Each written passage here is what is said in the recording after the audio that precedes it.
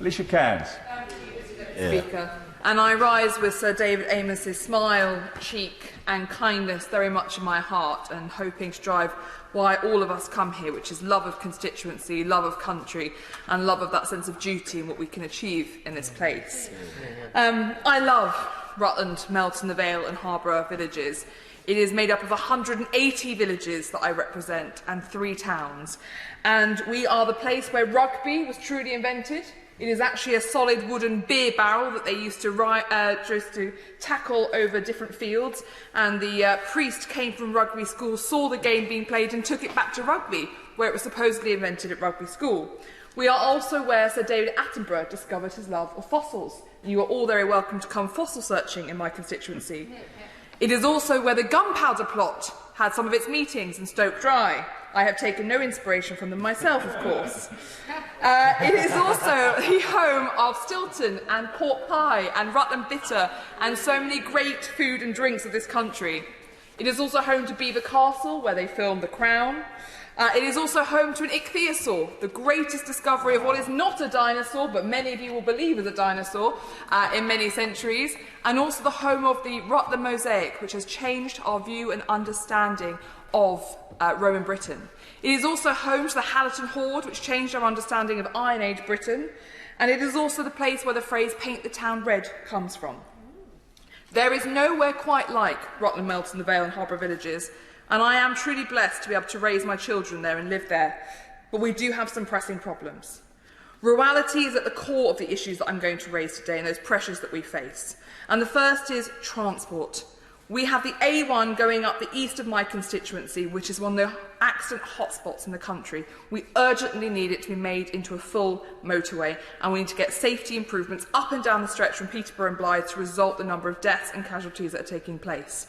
Graduated driving licences are something that some parents in my constituency are lobbying me on because of the deaths of young children, when actually the understanding is that if we were to introduce graduated driving licences, that gives new learners a little bit longer to gain that confidence they need to reduce accidents.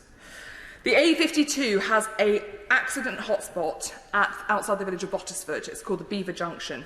This is a real problem, and Highways England are saying that they cannot put in place the improvements that we need at that junction because there aren't enough accidents. I would argue, and I would ask the Deputy Leader of the House to put into a letter to the Transport Secretary, say that we should take into account the rurality of villages when we calculate these, because if this same dangerous junction was put outside Loughborough or a more dangerous area, there would be significantly more accidents. Rurality should be factored into those calculations, because actually how rural something is can hide just how dangerous a junction is. I've also been meeting recently with a lot of constituencies about the Rutland TT in Thorpe Satchwell and in Twyford, who are concerned about noise pollution, and I'm really keen to see the government do more to tackle this, as it is a blight on our rural areas. Turning to crime, a few years ago I secured the creation of the first ever Rutland rural crime team across Leicestershire and Rutland, and they are doing a fantastic job at reassuring residents, and I'm so pleased to meet with them so often. I've also managed to secure over £500,000 for CCTV across Melton, Oakham and Uppingham, and we are now looking at where we put those in place to support people. But when I talk to my police, their main concerns are vehicles, and I urge our Police and Crime Commissioner, we need more vehicles for Rutland and Melton. It is not acceptable to give us the cast-offs from Leicester City, where they have done many, many miles and are not ready to race down the long roads we have on the long stretches. I have over 460 square miles in my constituency. We cannot be getting second-hand vehicles if we are to protect our communities. When it comes to rural health, my surgery in Melton serves over 40,000 people. One surgery, 40,000 people. That is unacceptable. It is driving down health rates. It is making people not get the care and support that they need. We urgently need a new GP practice for Melton.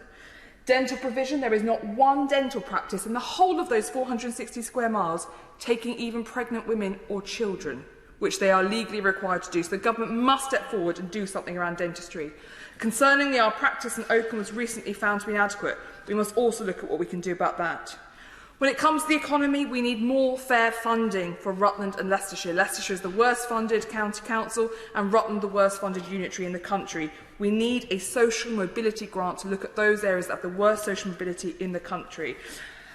Turning very quickly to Mallard Pass, this is something I've spoken about a great deal, Mr Deputy Speaker, the attempt to build a 2,100-acre solar plant in my constituency using a company that has been found guilty and complicit in Uyghur slave labour.